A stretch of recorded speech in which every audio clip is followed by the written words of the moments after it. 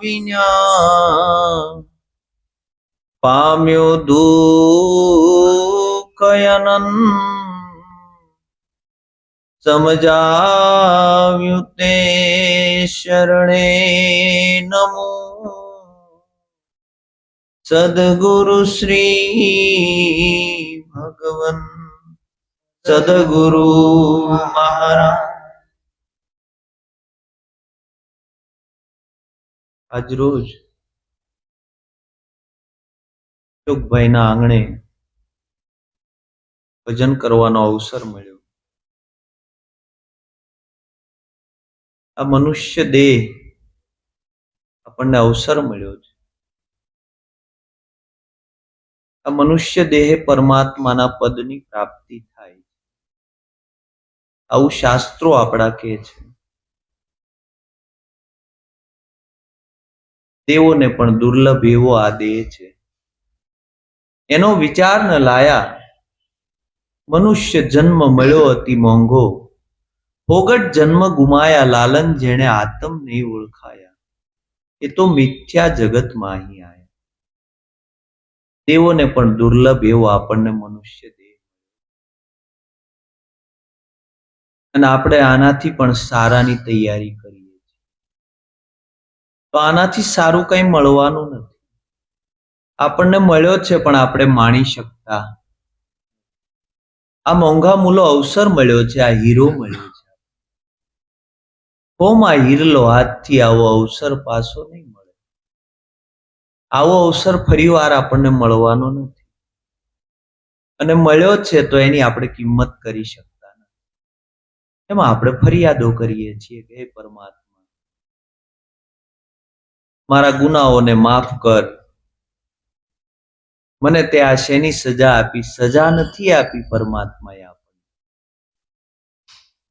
પરમાત્માએ આપણને હરિભજન કરવા માટે આ અવસર આપ્યો છે, આ હીરો આપ્યો છે.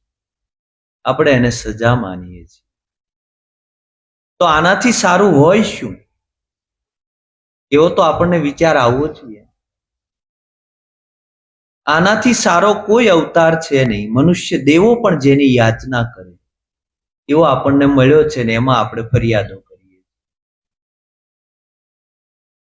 પરમાત્માને ફરિયાદ નથી કરવાની, ફરિયાદ આપણને કરવાની. કાંઈ પીડા હોય, કાંઈ આપણને દુઃખ હોય, તો એનું કારણ આપણે જ છીએ, પરમાત્મા નથી. જો પરમાત્મા એનું કારણ હોય તો પરમાત્મા એકને વાલો કરે, એકને દવલો કરે, એવું પરમાત્માનું કામ ન હોય. પરમાત્મા માટે તો બધા સરખા છે. એના માટે કોઈ વાલો પણ નથી ને એના માટે કોઈ દવલો પણ નથી.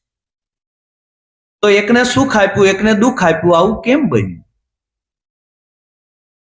એ તો આપણા કર્મને આધીન આપણને આ મનુષ્ય દેહ, આપણું ઋણાનું બંધન છે, એ બંધનના આધારે આપણને આ મનુષ્ય દેહ. પરમાત્મા આપણું જેવું કર્મ છે, આપણા શાસ્ત્રો કહે છે કર્મ પ્રધાન વિશ્વ કર રાખા. જેહી નર જેહી કર્મ કર્યા વહી ફલ ચાખા. જેને જેવા કર્મ કર્યા છે એવું જ ફળ એને મળે છે. તો આમાં પરમાત્માનો દોષ કાંઈ નથી, આપણો જ દોષ છે. તો આપણા જો 5-25 કર્મો ભોગવવા માટે આપણને આ મનુષ્ય દેહ મળ્યો છે, તો 5-25 ભોગવી અને વહી જવાનું હતું અહીંયા હરિભજન કરીને. આપણે નવા 500 ઊભા કરીએ છીએ, 500 નવા બાંધીને જઈએ છીએ. આપણે કર્મ નથી સુધારવું, આપણે કર્મને કાપવા માટેની તૈયારી બતાવીએ છીએ. આપણે ગંગાએ જઈએ છીએ, પણ શા માટે જઈએ છીએ? કે પાપ ધોવા માટે. જો ગંગામાં પાપ ધોઈ નાખતી હોય તો ગંગાનો પુત્ર ભીષ્મ, ભીષ્મને બાણસૈયા ઉપર સુવાનો વારો ન આવે, એ આપણને સમજાવવું જોઈએ. છતાં આપણે ધોવા માટે જઈએ છીએ. નહીં, પર્યટન માટે જવું જોઈએ, દેશ વિદેશ જોવા માટે જવું જોઈએ, એમાં કોઈ ના નથી પાડતું. પણ આપણે સ્પેશિયલી ગંગામાં નાહવા માટે જઈએ કે એનાથી પાપ ધોવાઈ જાય. તો ભીષ્મના ધોવાઈ જવા જોઈએ, છતાં એને ભોગવટો કેમ આવ્યો? જો પરમાત્મા ભોગવટો કોઈના કોઈ બાને આપે જ છે. કર્મ કોઈને છોડીને ક્યાંય જતું નથી. બીજા બધા તમારો દરવાજો ભૂલી જશે, પણ કર્મ ક્યારેય આપણો દરવાજો નહીં ભૂલે. એ આવવાનું છે. ભીષ્મ ગંગાના દીકરા અને બાણસૈયા ઉપર સુવાનો વારો આવ્યો. નકર ઈચ્છા મૃત્યુને વરેલા હતા કે જ્યારે પણ દેહને ત્યાગવો હોય ત્યારે તે ત્યાગી શકે. આવી ઈચ્છા મૃત્યુને વરેલા છતાં જ્યારે બાણસૈયા ઉપર સૂતા છે અને પોતે ઈચ્છા મૃત્યુને વરેલા, એ પણ એને ખબર છે કે આગળ આ પીડામાંથી મુક્ત થવું હોય તો હું એક ઈચ્છા કરું એટલે આ દેહ તરત પડી જાય. પણ અંદરથી વિચાર આવ્યો. જો કર્મનો ભોગવટો કેવી રીતે આપણી અંદર આવે છે એની વાત કરું. અંદરથી વિચાર આવ્યો કે અત્યારે દક્ષિણના સૂર્ય છે, જો અત્યારે દેહ છોડીશ ને તો મારી અધોગતિ થશે. ઉત્તરના સૂર્ય થાય અને ત્યારે હું દેહ છોડું તો મારી ઉર્ધ્વ ગતિ થાય. એટલે એને 6 મહિના ફેલાવવું પડ્યું, એ સૈયાને ઉપર સૂવું પડ્યું. આપણો ભોગવટો હશે એટલે કાંઈ ને કાંઈ બાને આપણે નિર્ણયોમાં ભૂલ કરશું અને એ ભોગવટો આવશે. તમે કદાચ ઊંધા માથે થાવ તોય ભોગવવા પડશે.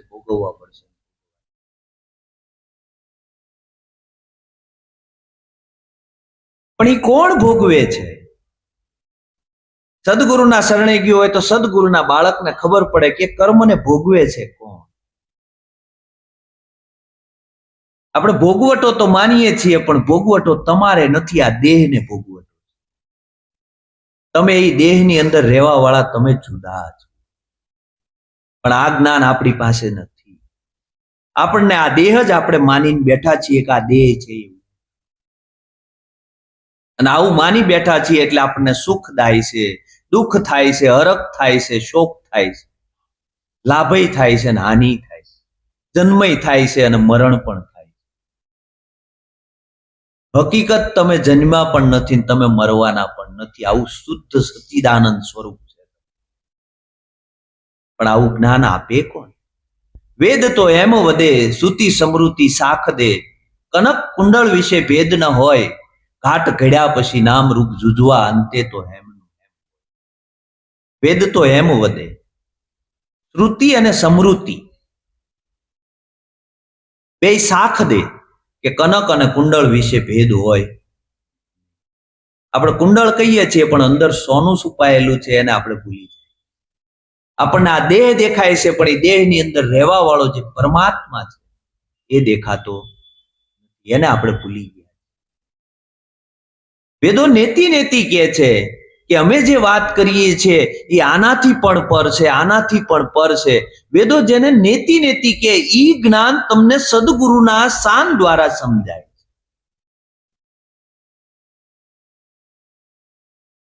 મોહન દાદાએ વાત કરી કે આપણને આખા જગતનું જ્ઞાન છે, અને જ્ઞાન આપવા વાળું કોણ છે? તો કે આપણો પરિવાર, આપણી મમ્મી હોય, આપણા પપ્પા હોય, એને આપણને જ્ઞાન આપ્યું છે. તે જ્ઞાન આપ્યું છે તે વ્યવહારિક સત્ય છે, બરાબર છે. અને ના આપ્યું હોત તો જીવન કેવી રીતે જીવત આપણે? એ જ્ઞાન હોવું જરૂરી છે. એ જ્ઞાનને ઓછી માત્રામાં પણ નથી અપાતું. નકર જ્ઞાની પુરુષો એના બાળકને ન આપે, સુવડાઈ રાખે ઘોડિયામાં, કુઈ રહે.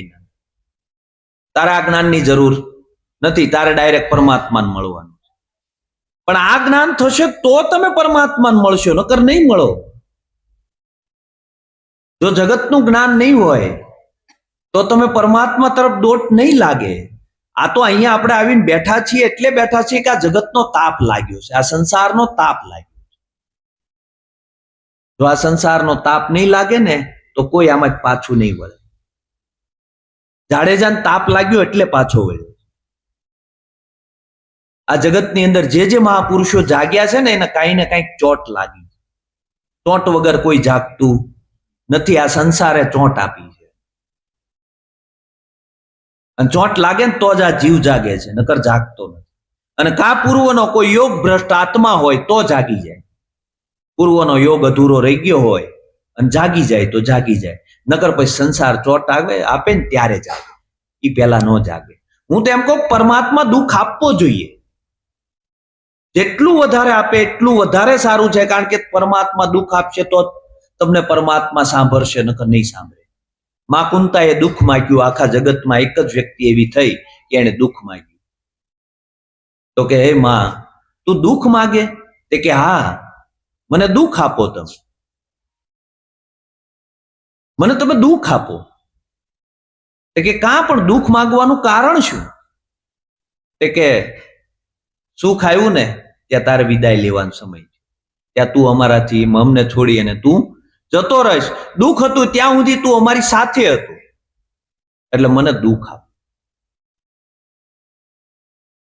આપણે સુખ માંગીએ છીએ, મને સુખ આપો, સુખ એટલે સુખ માગીને સલકાઈ જઈએ ને પછી ન કરવાનું આપણે કરી બેસીએ. બરાબર છે? અનેક એવા કર્મો કરી બેસીએ અને પાછો આપણને જન્મ મળે, 84 લાખ યોનિમાં ભટકીએ અને પછી પાછા પરમાત્માને પ્રાર્થના કરી કે મહારાજ આમાંથી છોડાય. પણ મળ્યો છે તો માણી લ્યો ને. પછી પાછું આ 84 લાખ યોનિની અંદર ભટકવું છે ને, સુખ લઈને તો પછી ભટકવું જ છે ને. સુખમાં છકી જવાના છીએ આપણે, અને દુઃખ હશે તો અંદરથી યાદ આવશે પરમાત્મા, હે મહારાજ, મારાથી કોઈ ખરાબ, અત્યારે મારાથી જે ભોગવું છું એ બરાબર છે, એ ભોગવો તો હું ભોગવી લઉં, પણ મારાથી નવું કાંઈ ન થઈ જાય. હે મહારાજ, દયા કરજે મારી. અંદરથી આપણને એક ગ્લાની રે, અંદરથી એક પીડા રે આપણને કે નહીં, મારાથી કોઈ ખરાબ કર્મ થવું જોઈએ નહીં. અને આપણે એમ કહીએ કે નહીં ભાઈ, સંસારનું જ્ઞાન ન હોય, એના આત્માનું જ્ઞાન જલ્દી થાય. તો વ્યાસજીના દીકરા સુખદેવ મુનિ જન્મમાં તરત જ ઓર પછેડો નાખીને ચાલતા, એટલે વ્યાસજી એમ કીધું કે બેટા ઉભો રહે.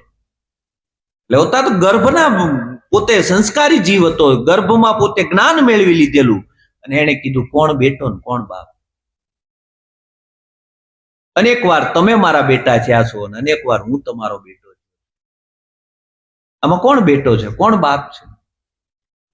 એટલે વ્યાસજી, જેને આ ગ્રંથોની, જેને શાસ્ત્રોની રચના કરી છે, એ વ્યાસજી કે નહીં, જ્ઞાની તો છે, પણ આ છૂટી શકશે. એટલે કે ભલે બીજું કાંઈ નહીં, પણ આ દેહનો તો હું બાપ છું, આ દેહના નાતે તો હું તારો પિતા છું. એટલે મારું એક વચન પાળજે કે તું ગુરુ કર ને તો જનકને કરજે. એટલે સુખદેવજી ઘરેથી નીકળી જાય છે, અને પછી સમય જતા એને યાદ આવે, એના પિતાના શબ્દ યાદ આવે કે મારા પિતાએ કીધું તું કે જનકજી ગુરુ કરજે. એટલે પોતે જનક નગરીમાં જાય છે. ને રાત્રિનો સમય છે, ને પોતે એના મહેલની અંદર પ્રવેશ કરે છે. સત્સંગમાં ધ્યાન આપજો, કારણ કે એક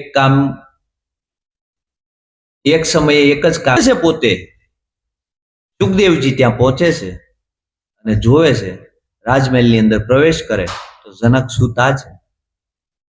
સૂતા છે, અને એનો એક હાથ છે એની પોતાની પત્ની ઉપર છે, અને એનો બીજો હાથ છે એ અગ્નિ ઉપર છે. આવી રીતે સૂતા છે, અને સુખદેવજી અંદરથી વિચાર કરે કે ઓ, આ રાગી માણસ, અને આ રાગી મને જ્ઞાન બતાવશે. અંદરથી વિચાર આવે છે ત્યાં જનક જાગી જાય છે. ને એટલી વારમાં સુખદેવને જોકું આવી જાય ને પોતે ઉપર આંબાની કેરી ભાળી જાય, અને કેરીને આમ કરીને આમ તોડવા જાય, એમાં ઓલી બારહાક ઉપર એનું માથું ભટકાય. આવું એને સપનું આવે છે, અને આ સપનું આવે છે ને ત્યાં જનક જાગી જાય છે. જનક જાગીને કે કા સુખદેવ, કેરી ખાધી? ઓ, શું વાત કરે છે, આ તો ત્રિકાળ જ્ઞાની છે, મારા સપનાની વાતને પણ જાણે છે. ત્યારે પગમાં પડી ગયા કે હે મહારાજ, મને આ બોધ. ત્યારે સુખદેવજીને કહે છે હું તને બોધ તો કરું, પણ મારી 2 શરત છે. આ 2 શરતમાં તું બરાબર પરિપૂર્ણ પાલન કર, અને 2 શરતમાં તું બરાબર જો ઉત્તીર્ણ થા તો હું તને જ્ઞાન આપું. કે કાંઈ વાંધો નહીં. સવારમાં પોતે કહે છે કે જો આ તેલનો કટોરો ભરીને આપે છે, આ તેલનો કટોરો આ તારે લઈ અને નગર જોવા માટે નીકળવાનું છે, આખું નગર જોવા માટે તારે જવાનું છે. અને આ તેલના કટોરામાંથી એક ટીપું પણ નીચે ઢોળાહે તો આ સૈનિકો સાથે છે તારું શિરછેદ કરી નાખશે, તને મારી નાખશે. કઈ વાંધો નહીં. હવે આ પોતે કટોરો લઈ અને નીકળે છે અને પોતે આખું નગર ફરીને આવે છે અને આવી અને જનકજીને કહે છે કે મેં આખું નગર જોઈ લીધું. કે નગરમાં હું જોયું? અરે બાપજી, નગરમાં હું જોવે? મારું ધ્યાન તો આ કટોરા સામું હતું. આમાંથી જો એક તેલનું ટીપું જો બહાર જાય તો તરત આ તમારા સૈનિકો મને મારી નાખે. આમાં મારે નગર જોવું કે આમાં ધ્યાન રાખવું? તો કે ક્યાં ધ્યાન હતું? તે કે આ તેલના કટોરા ઉપર.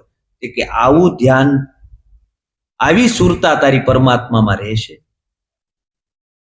જો હવે વિચાર કરો, આપણે ક્યાં રોકાણા છીએ? આ સુખદેવનું તો ખાલી આપણે દ્રષ્ટાંત લઈએ છીએ, પણ આપણે નગર જોવામાં જ રોકાણા. ક્યારેક પરમાત્મા ઉપર સુરતા ગઈ? પરમાત્મા કહીએ છીએ કે સબર ભર્યો છે, પરમાત્મા વિનાની કોઈ જગ્યા ખાલી નથી, પણ પરમાત્મા ઉપર આપણી દ્રષ્ટિ ગઈ કેટલી વાર? નગર જોઈએ છીએ કેવા બંગલા છે ને કેવું શું છે ને એમાં જોવામાં આપણે રોકાણા છે. રૂપ દેખાય છે, રૂપ દેખાય છે ત્યાં સુધી આપણે માયામાં છીએ. તો આ માયામાં જ ખોવાયેલા છીએ ને આપણને પરમાત્મા નથી દેખાતો, કારણ કે આપણી પાસે એ દ્રષ્ટિ જ નથી. એ દ્રષ્ટિ નથી એટલે આપણને પરમાત્મા નથી દેખાતો. આ જગત જોવામાં આપણે રોકાયેલા છે. સુખદેવને શાન કરી, સુખદેવને શાન કરી પછી કે હવે મારી બીજી પરીક્ષા. ઉપર કાશા સૂતરના તાતણે શિલા બાંધી, મોટો જબર પથ્થર અને કાશો સૂતર એના તાતણે બાંધી અને 32 ભાતના ભોજન પીરસ્યા અને સુખદેવને કે તમે જમવા બેસો. સુખદેવજી જમવા તો બેઠા, પણ જોયું ઉપર કે કાશા સૂતરે બાંધેલી છે, આ હેઠે આવી ફેંદો વાળી દેશે, આ કઈ જીવવા દે નહીં. એટલે જમતા જાય ને જોતા જાય, જમતા જાય ને જોતા જાય. સેજ અમથું જો પડે ને તો સાઈડમાં ખસી આવ, એટલે મારે મરવાનું આવે નહીં. એટલે જમતા જાય ને જોતા જાય. જમી લીધું એટલે જનકે પૂછ્યું કે બોલો સુખદેવ, હું જમ્યા? અરે કે બાપજી હું જમ્યા, કેમ કેવું? કે નહીં હું જમ્યા એ કયો મને. એ કે બાપજી કાંઈ ખબર નથી, મારું ઓલું શિલા ઉપર ધ્યાન હતું કે આ જો સટકીને આવી તો મારો વારો પડી જાય. બરાબર? બોલો આવું ધ્યાન પરમાત્મામાં સુરતા રહેશે તમારી? તો હું તમને આ બોધ કરું. હવે આપણે વિચાર એ કરવાનો કે આ તો સુખદેવની વાત છે, આપણે ક્યાં રોકાણા? સ્વાદ લેવામાં રોકાણા. સ્વાદ લઈએ છીએ બધી જ પ્રકારના, બધા જ સ્વાદ લેવામાં આપણું જીવન રોકાયેલું છે. પરમાત્મા સામે આપણી દ્રષ્ટિ જાતી નથી. ક્યાંથી પરમાત્મા આપણને મળે? ન મળે આપણને, કારણ કે આપણે સ્વાદ લેવામાં રોકાણા. આખું જગત સ્વાદ લેવામાં રોકાણું છે.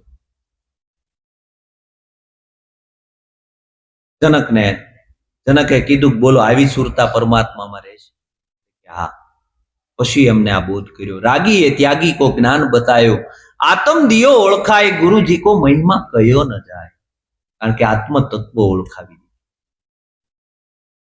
જ્યાં સુધી પોતાના આત્માની ઓળખાણ ન થાય ત્યાં સુધી આખા જગતનું જ્ઞાન હશે તોય શું. હવે જનકજીની વાતને આપણે વચ્ચે રહી ગઈ કે એક બાજુ જનકજીની સગડી ઉપર હાથ છે ને એક બાજુ પોતાના પત્ની ઉપર હાથ છે. એલા જ્ઞાન અગ્નિ જેનામાં પ્રગટ હોય ને એને સંસાર કોઈ બાધક નથી, પણ જ્ઞાન અગ્નિ અંતરમાં પ્રગટ હોવો જોઈએ. એવો કોઈ પ્રગટ કરવા વાળો સદગુરુ મળી જાય, જો જ્ઞાન અગ્નિ પ્રગટ કરાવી દે ને તો 18,000 ભક્તમાળ થઈ ગઈ. આ સંસારમાં જ થઈ ગઈ 18,000 ભક્તમાળ. બરોબર છે? નરસિંહ, મીરા, આખો, પીપો, રોહિદાસ, તમે જોઈ લો બધા જ સંસારી, અને આ સંસારમાં રહીને તરી ગયા. જો સંસાર છે એ બાધક હોય તો સ્વામિનારાયણ ભગવાન લખે ને એક ધન્ય ગ્રહસ્થાશ્રમ. ગ્રહસ્થાશ્રમની ભક્તિ ઉત્તમ છે, ઉત્તમ ભક્તિ છે, અને છતાં આપણે એને કાયમ તિરસ્કૃત કરીએ છીએ કે સંસારી છીએ આપણે તો. પણ આ સંસારમાં જ માટલું પાકે. આ કુંભારે ઓલો જેવી રીતે નિંભાળો ખડક્યો ને એમ પરમાત્માએ આ નિંભાળો ખડક્યો છે. આ સંસાર રૂપી નિંભાળો છે ને એની અંદર છે ને આ માટલા પાકે છે, કારણ કે ઉપરથી અગ્નિ ભડ ભડ બળે છે અને એમાં જે પાક્યા અને ઈ પાકા થાય. ઓલું કાચું રહી જાય માટલું. આ પાકી ગયું બરાબર, કારણ કે બરો ચારે બાજુથી અગ્નિ શેકાણો ને, એક બાજુ એક હાંધે ત્યાં તેર તૂટે, એક હાંધે ત્યાં તેર તૂટે, અને આમાં પરમાત્માનું જ્ઞાન નકર નો થાય. કેવી રીતે થાય? અલા શ્રીબાએ નિંભાળો ખડક્યો, નિંભાળો ખડક્યો અને અંદર માંજારીના બચ્ચા રહી ગયા, માંજારીના બચ્ચા રહી ગયા, અને પોતે પરમાત્માના ભજનમાં લાગી ગયા કે હે બચ્ચાનું શું થાય, બચ્ચાનું શું થાય. અને જ્યારે નિંભાળો ખોલે છે, નિંભાળો ખોલે છે તો કે જ્યાં માંજારીના બચ્ચા આવવાના કે માટલા છે એ કાચા હતા, એ માટલાને ક્યાંય તાપ લાગ્યો નહોતો, અને એની અંદરથી માંજારીના બચ્ચા, પેલા બિલાડીના બચ્ચા નીકળ્યા બહાર.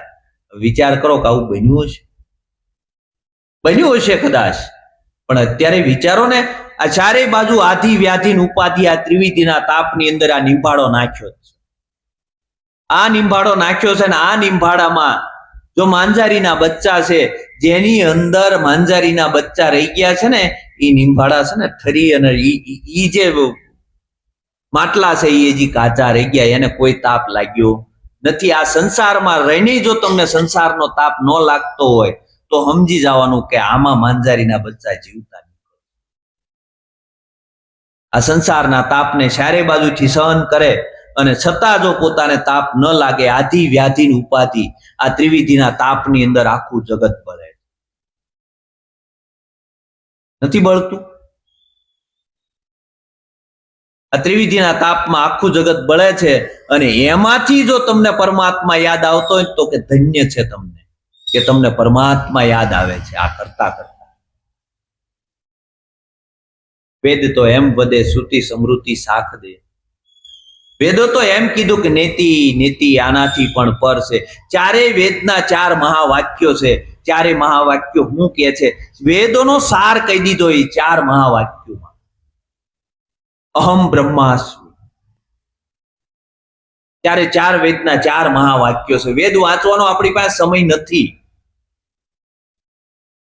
પેલાના ઋષિ મુનિઓ જે આ બધા સંતો થઈ ગયા, એ બધા અભણ હતા, કોઈ વેદ વાંચવા નહોતા ગયા, અને છતાં પરમાત્માના પદને પામી ગયા.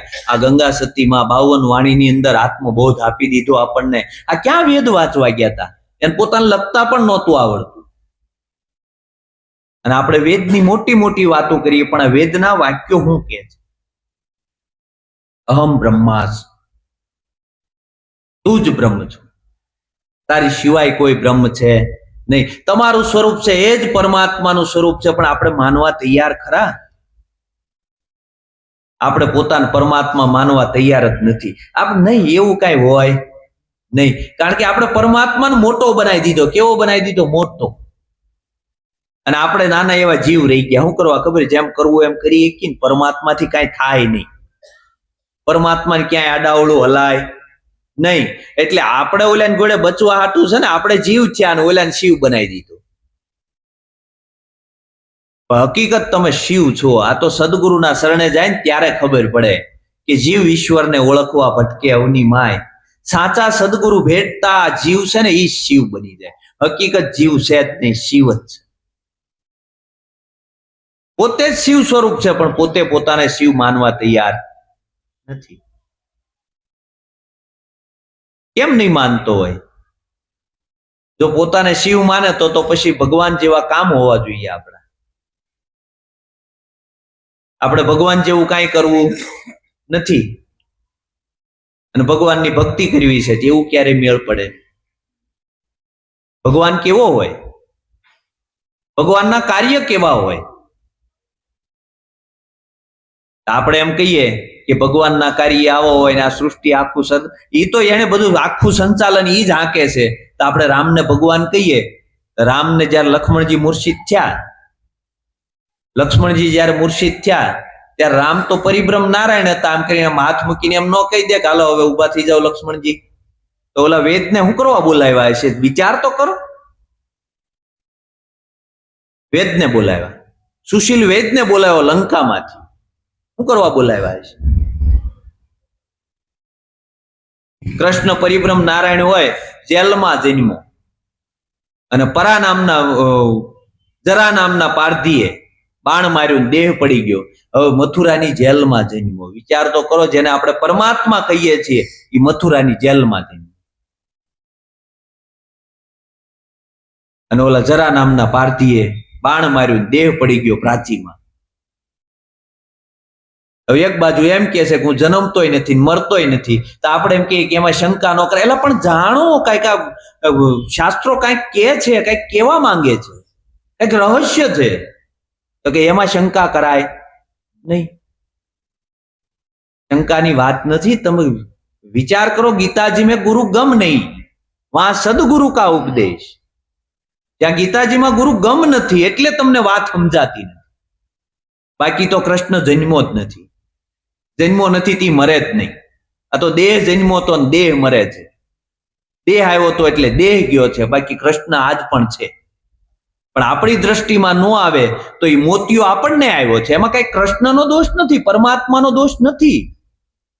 આપણને કૃષ્ણ ન દેખાય તો એમાં કૃષ્ણનો દોષ નથી.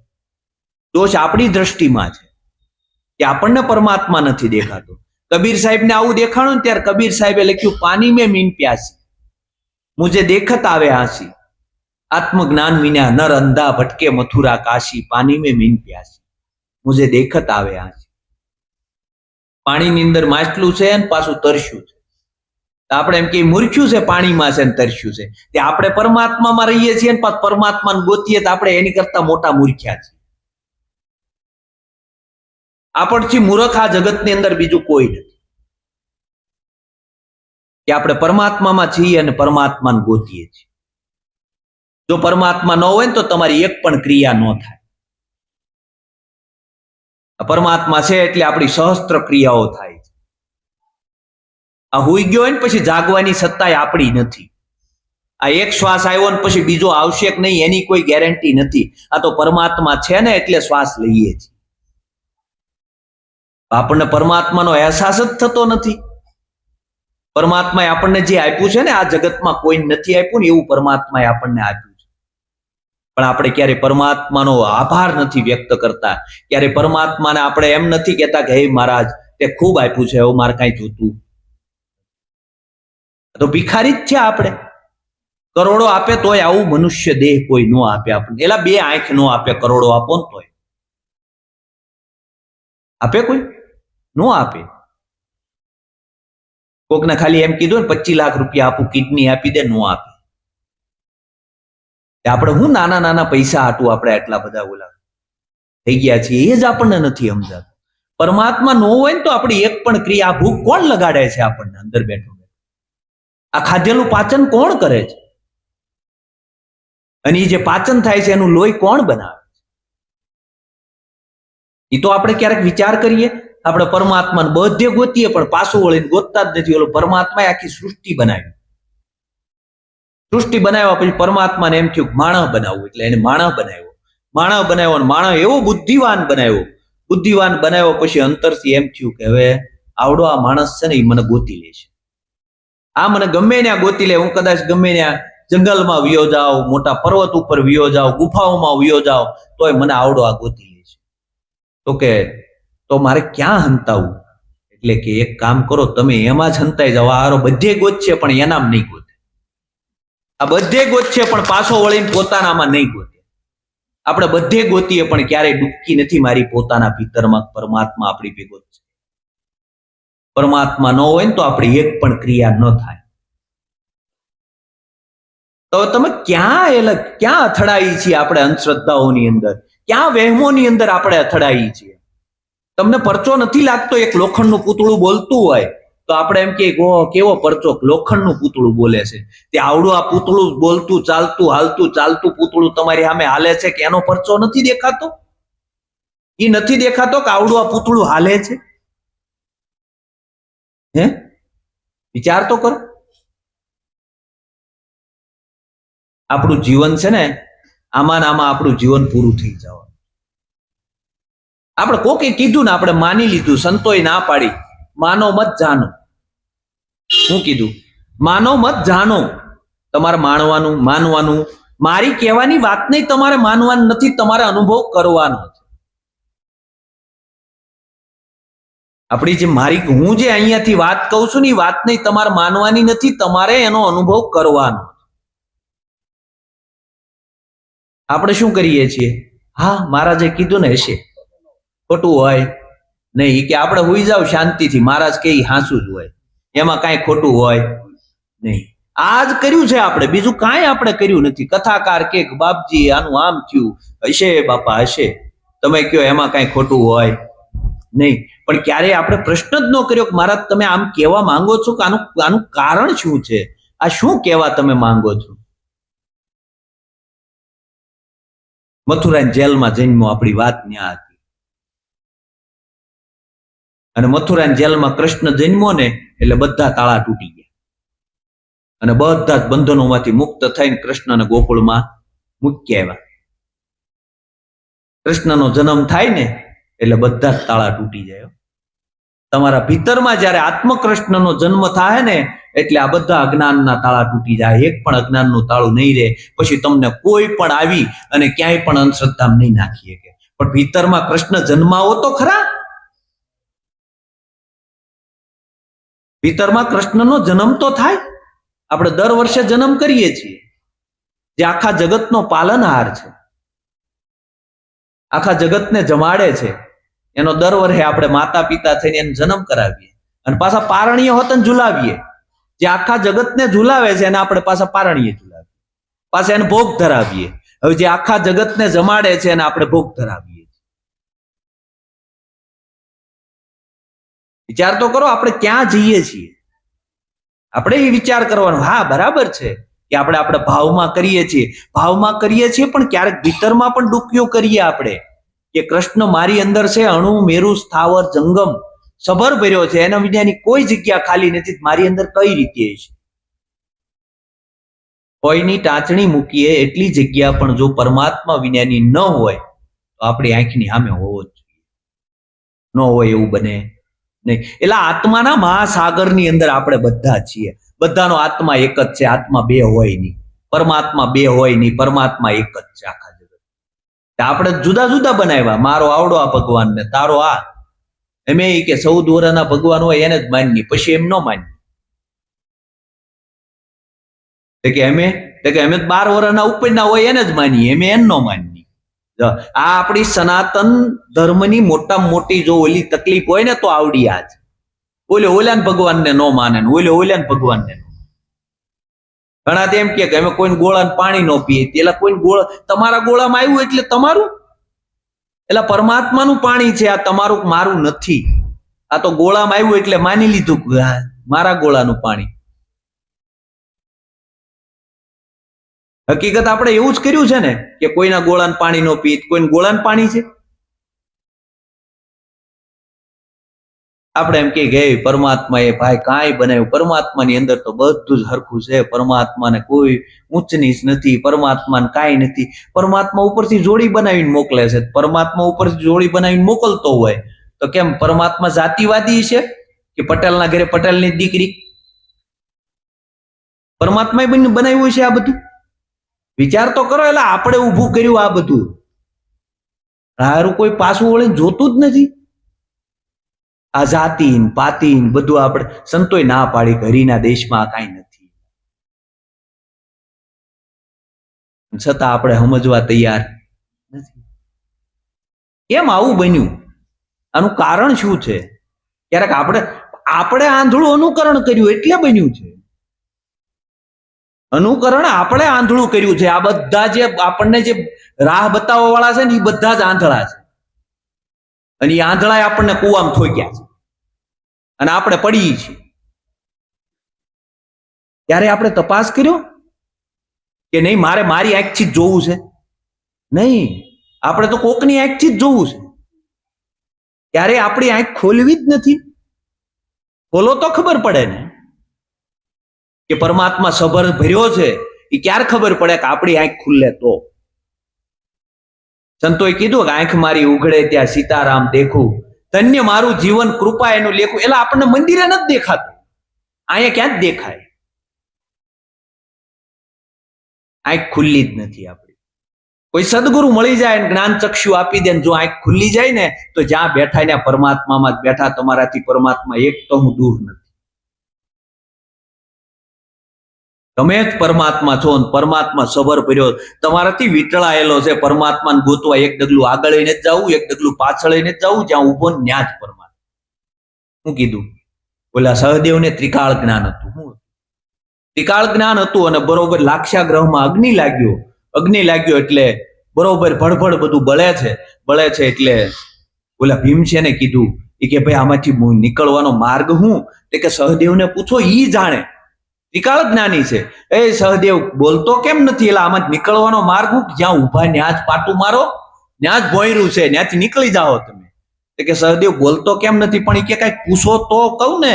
આપણે કોઈને પૂછ્યું જ નથી કે આ ભડભડ અગ્નિમાં બળું છું, આમાં નીકળવું કેમ? કોકને પૂછીએ તો ખરા કે ભાઈ આ લાક્ષાગ્રહ હળગ્યો છે, આ લાક્ષાગ્રહ જ છે ને, શું છે? ચારે બાજુથી અગ્નિ વ્યાપ્યો છે, બરોબર છે.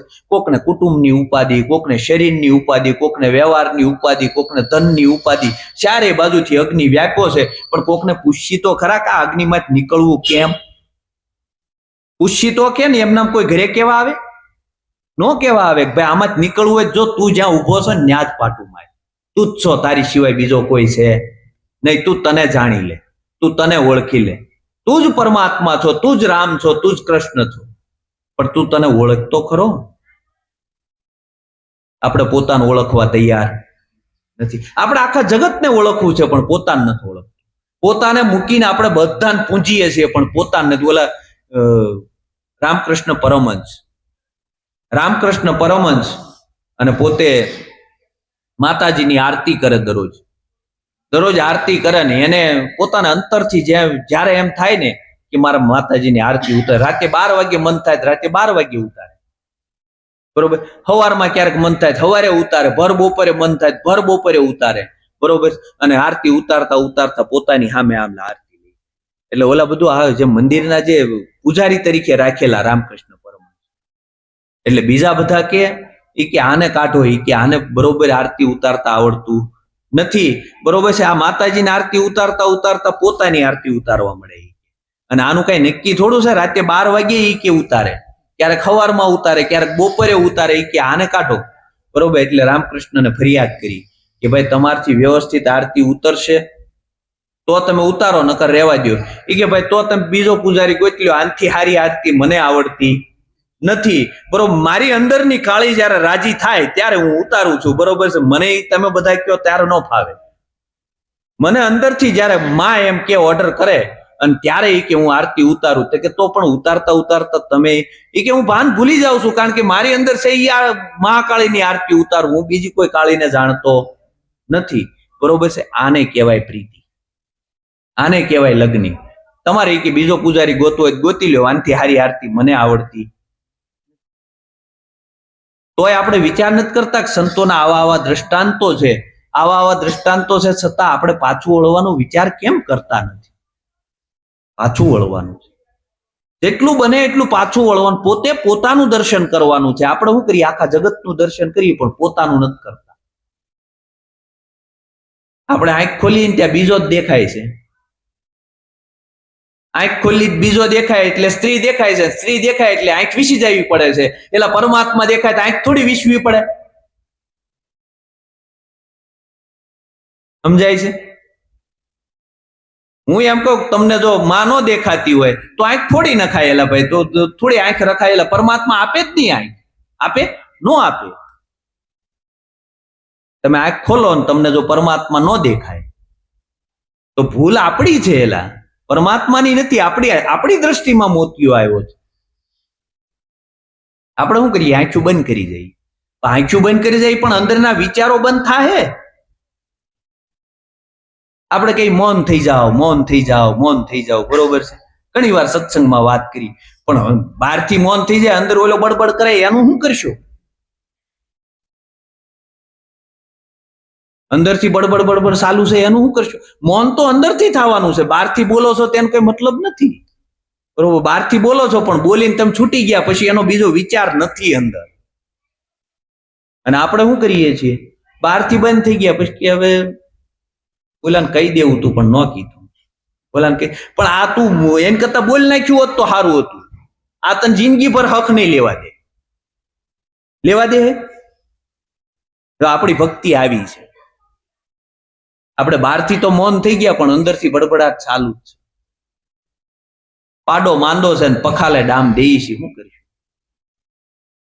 અંદર બાંડું ઓલું મન પડ્યું છે, આ દેહ ને ડામ દે અને ટાઢા પાણીએ નવડાવીએ, પૂછ્યું રાખીએ, 11 રેવડાવીએ, કેટલું ઉઘાડા પગે જાત્રાઓ કરાવીએ, કેટલું કરાવી, પણ અંદર માંદો ઓલો પાડો પડ્યો છે, એલા પખાલને ગમે એટલી દામ દેવો શું મેળ પડશે?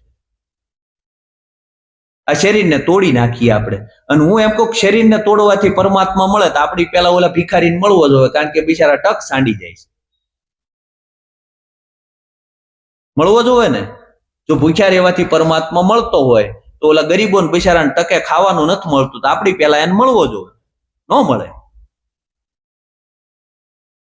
છતાં આપણે ક્યારે વિચાર નથી કરતા કે ભાઈ આ શરીર તોડવાથી પરમાત્મા ન મળે. ભીતરમાંથી જો પોતે સમજે અને પાછો વળીને જો મનને સમજાવે ને, તો મન સમજાવે તે નર મોટા સ્થિરતા પદમાં ઠર્યા, નિરાંત નામ અભય સત સ્વામી તે ભવજળમાં તર્યા. મનને જો સમજાવીએ ને તો કામ થઈ જાય એવું. બાકી આપણે મંદિરે જઈને મન પાછું ઘરે હોય તો ઈ કાંઈ મેળ પડવાનો નથી. મંદિરે ગયા હોય ને આમ જોતા હોય સપલા કોઈ નથી લઈ જતું ને, એટલે તો એની કરતા ઘરે બેઠા બેઠા પરમાત્માનું નામ લીધું હોત તો સારું હતું. ત્યાં જઈને આપણું ધ્યાન તો સપલામાં છે ને. ઓલા શેઠ પોતે કામ કરતા હતા ને પેલી દાસીને ત્રિકાળ જ્ઞાન થઈ ગયું. આપણે ઘણી વાર વાત તો લઈએ છીએ કે રોહિદાસ સમારના પેલામાંથી એને શરણામત લઈ લીધેલું, બરોબર છે, અને જ્ઞાન થઈ ગયેલું. શેઠ બરોબર બેઠા છે ને કોકે આવીને પૂછ્યું શેઠ ક્યાં? કે શેઠ તો ઈ કે હરિજન વાસમાં ગયા છે. કે પણ હું અહીંયા બેઠો ને હરિજન વાસનું ક્યાં કહેશે? ઈ કે હા શું કેજો? ઈ કે તમારું મન ન્યા નહોતું. કે હા તું આવું કેમ જાણે? ઈ કે ઓલું તમે કાલ ઓલો ડાઘ તમારા શટે લાગેલો હતો ને, ઈ કે મેં સાટ્યો ને એમાં મને 3 કાળનું જ્ઞાન થઈ ગયું. એટલે ઓલા શેઠ દોડ્યા કે રોહિદાસના શરણોમાંથી શરણામત મેં લીધું નહીં અને આવડું અમે ઢોળી નાખ્યું એટલે આવું બન્યું છે. પાછા ન્યા જઈને કે મને શરણામત આપો. ઈ કે હવે તાર પીવું હોય તો પી, આ કુંડનું પાણી છે, હવે શરણામત છે નહીં. આ તો સદગુરુને જયારે પળ આવે ને ત્યારે પી લેવાની વાત છે. આ પળમાં પી લીધું ને તો કામનું છે. બાકી પળ આવ્યા વહી ગઈ ને પછી આપણે કદાચ ગમે એટલા માથા પછાડીએ ને તોય મેળ પડે નહીં. આપણે શું કરીએ છીએ? મહારાજ હવે કરો સત્સંગ, એટલે પણ એને પળ હતી ત્યારે પી લેવાય ને. હવે મહારાજ શાંતિથી બેઠા હોય તે કે મહારાજ હવે કઈક સત્સંગ કરો. હું આપણે નવરાયની ધંધો છે આ બધું. આપણી ભક્તિ હકીકત આવી જ છે. આપણી સગવડીયો ધર્મ છે. કેવો સગવડીયો ધર્મ? આપણે આજ સગવડતા છે તો કે આજ મહારાજને તેડા હોય કે આજ આપણે ભજન કરવું છે, બરાબર છે. કાલ કે આપણે લગ્ન છે, આજ આપણે ભજન કરવું. સગવડીયો ધર્મ ન હોય, જયારે પળ આવ્યું હોય ને ત્યારે પી લેવાનું હોય. આપણો સગવડીયો ધર્મ છે. નવરાય હોય તો મંદિરે જાવું, ન કરી કે જાવું નથી. પળની કિંમત છે. ગંગામાએ કીધું એટલે જ કીધું સદગુરુ શબ્દના થાવ અધિકારી પાનભાઈ. અધિકારી થવું પડે એનું. શબ્દ પીવો પડે. શબ્દ છે ને એ પીવાનો વિષય છે, પણ જો પીવે ને તો કામનું થાય. એટલે સદગુરુ શબ્દના કેમ અધિકારી આપણે થઈએ, કેમ આપણે પાત્ર બનીએ, કેમ આપણે આમાંથી સદગુરુનું જ્ઞાન કેમ આપણા હૃદયમાં ઠરે, એનો જ હંમેશા વિચાર કરવો. બાકી તો આ બધા તમને જે બીજું કચરું નાખવાનું ને એ તો તમે નહીં માંગો ને તોય નાખી જાય. કચરા પેટીનો ડબ્બો હવારમાં મૂકો ને એટલે હાન થાય ને ત્યાં ભરી જ દે. આખું જગત છે ને આ ભરવા જ નીકળ્યું છે, બધું જ ભરવા. દુકાનો જ ખોલી છે, જાવ હું ચોખ્ખું કહું છું. બધાય દુકાનો ખોલી છે પોતપોતાની. નવી નવી ડિઝાઇનો પાડ્યા જ કરે, નવી નવી ડિઝાઇનો લાવ્યા જ કરે. ભગવાનને કે 100 રૂપિયા નાખો ને તો 100 રૂપિયાનું તેલ સડે, 200 નાખો તો 200 નું સડે, 300 નાખો તો 300 નું સડે. એલા ભગવાનને તેલ નથી સડાવવું, એલા તમારા ટકા થાય જુઓ તો ખરા. પણ નથી સમજાતું. આપણે ઈ જ કરવું છે.